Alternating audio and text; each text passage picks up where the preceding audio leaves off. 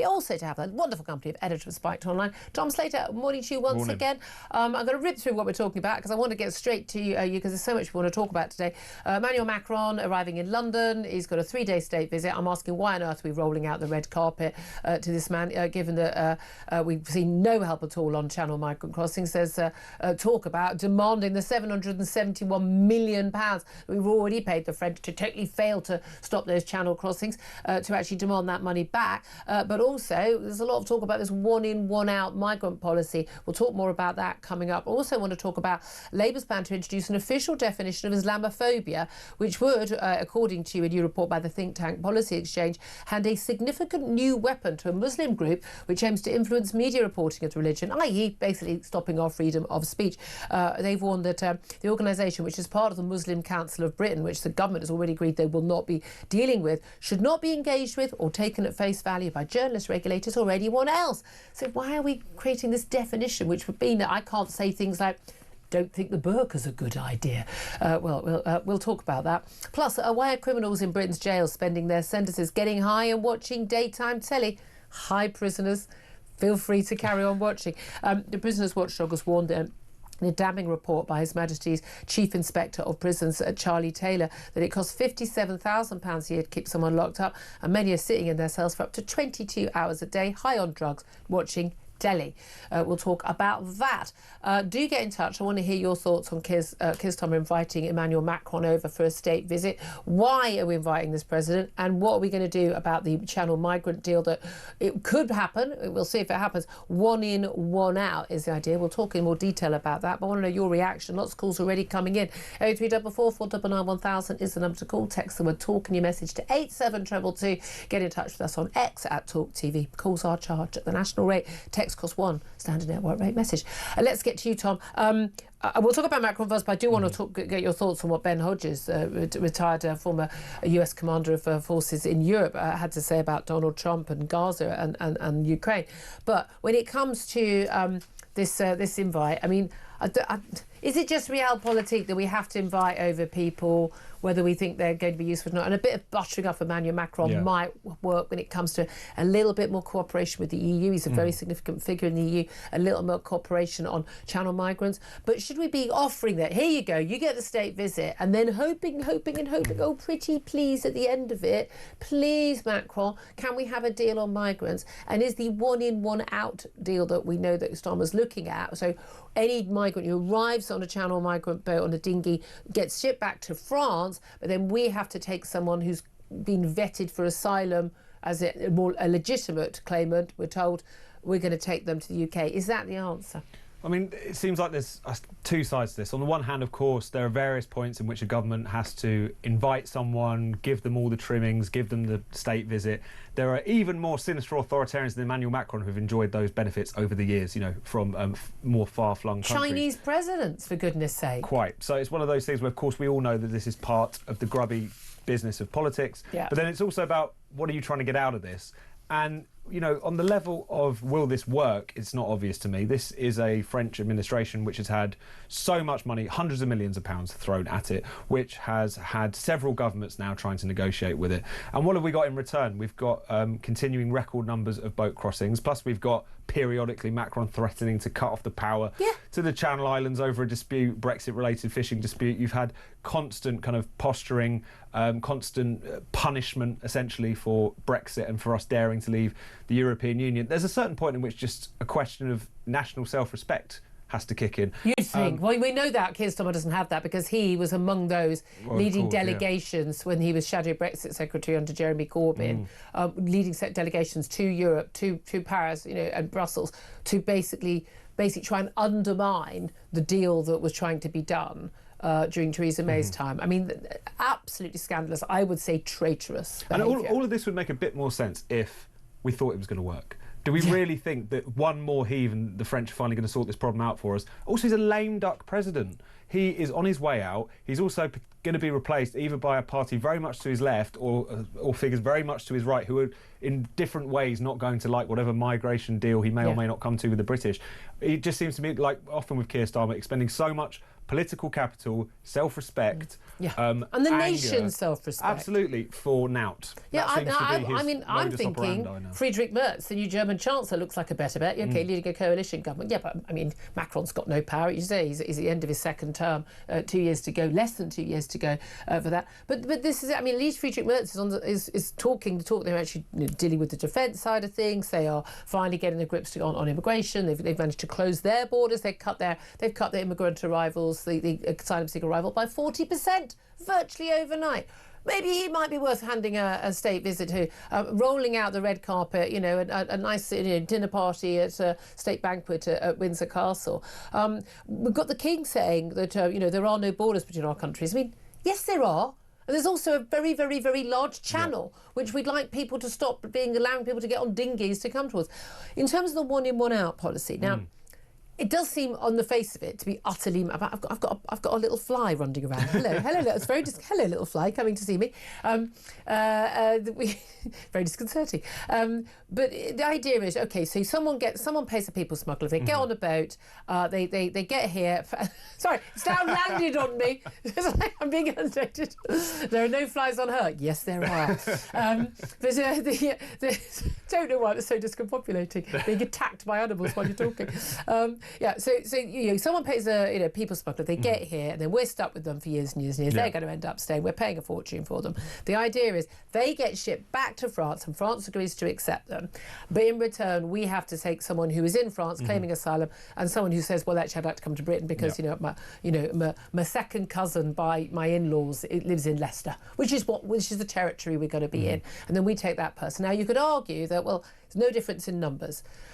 There's an argument that it could be lower in numbers because once the Channel migrants realise there's no point coming because you're going to come straight back, that there's no point them going, in which case the numbers would go down. But there's also an argument that, especially if Keir Starmer's negotiating it, because he's a terrible negotiator, that people who are coming who are supposedly legitimate asylum seekers will actually be saying, "Oh, and I'm bringing my cousin and my mum and my grandparents and my 15 brothers and my 12 kids," and you end up with more people than you're getting otherwise. But I mean, what's the choice? I mean, it seems like a bit of a mess. I think in this area, because of the fact that Keir Starmer and various politicians throughout Europe of that kind of centre-left hue, because they don't really want to do what's probably necessary to get this issue because they're dealt kind with. And nice. Absolutely, they don't want to go near don't want to touch or reform anything that's got the word human rights on it.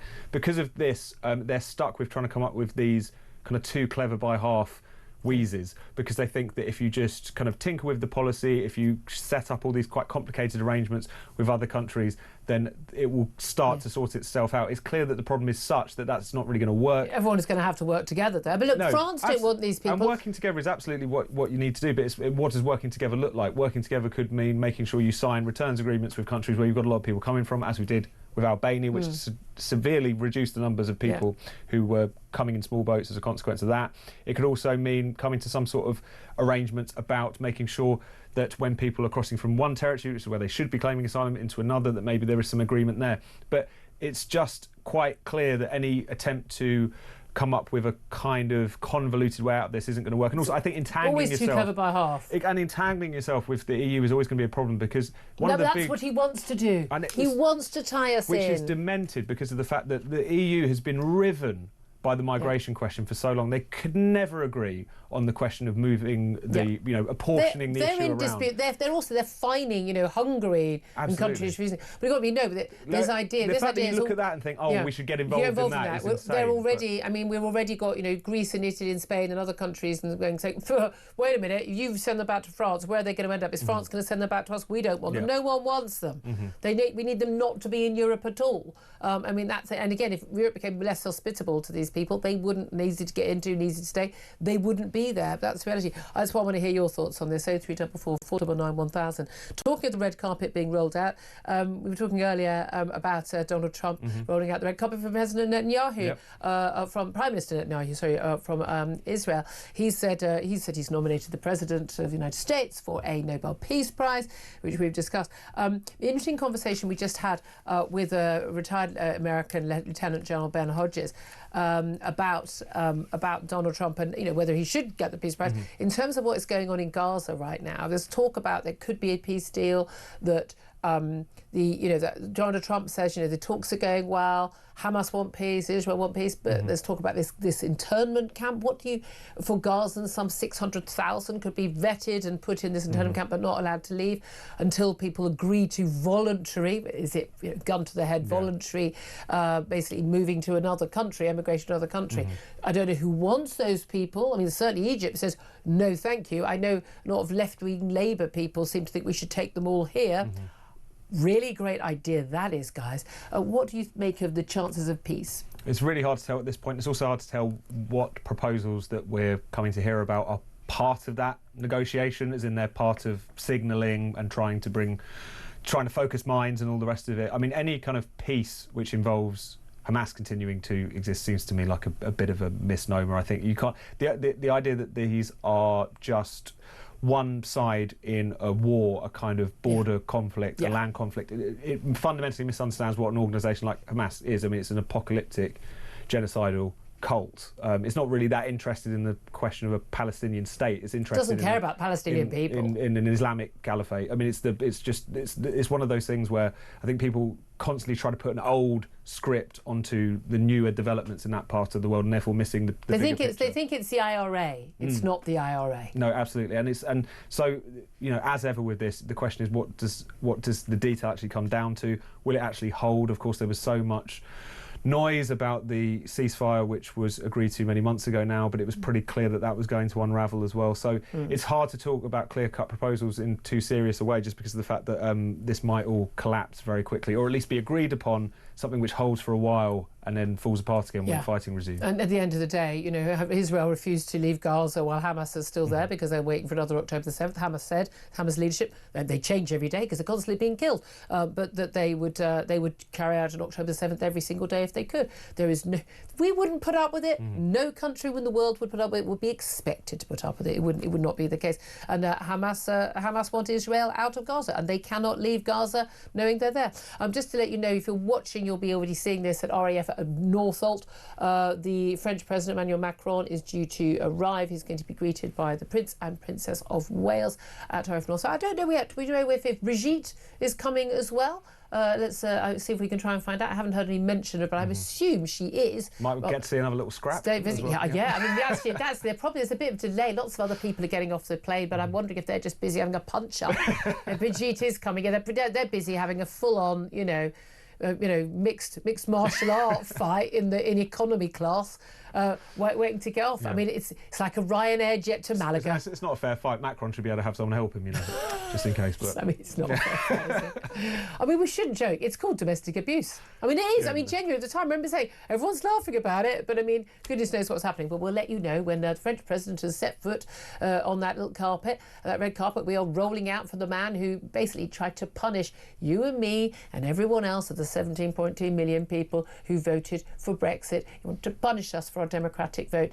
I'm sorry, there was a reason why I asked that question during the Labour leadership contest between Liz Truss and Rishi Sunak, and I asked that question, Emmanuel Macron, friend or foe?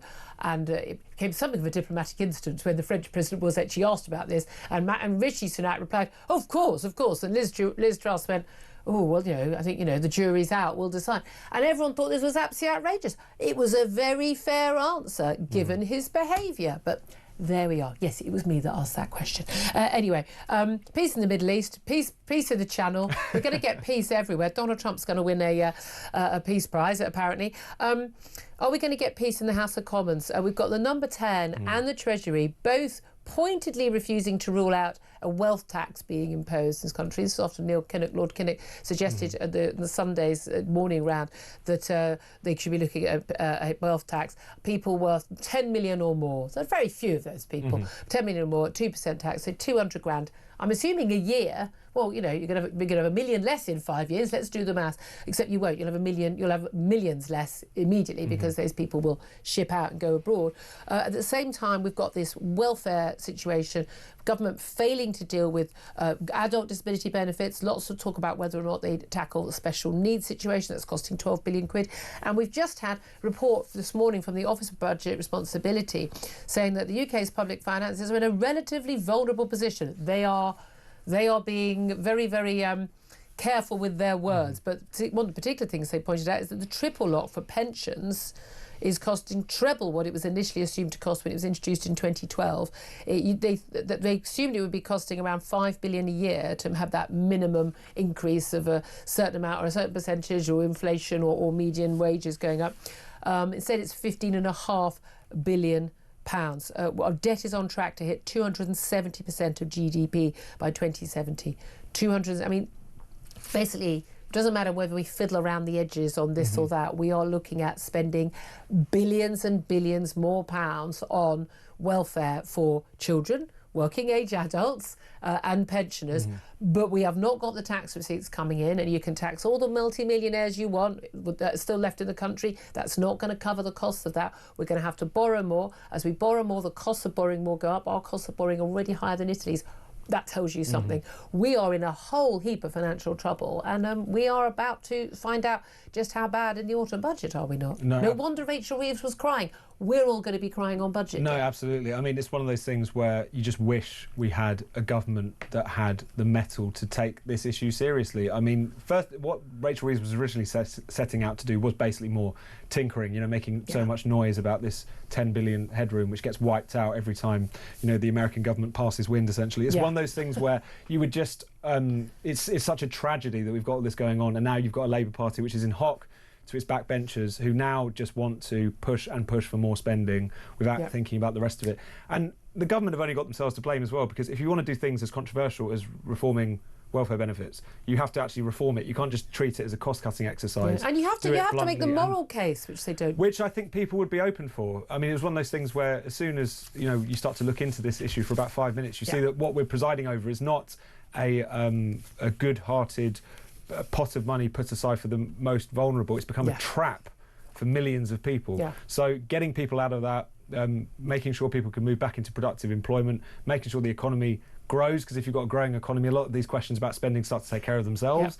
That is a pretty simple message that one could sell to the electorate. They refuse to do that, and now they are incapable of making any decisions. I think people should remember, actually, the David Cameron and the George Osborne government in 2010 were elected basically saying we're going to deal with the problems of the economy after the economic crash.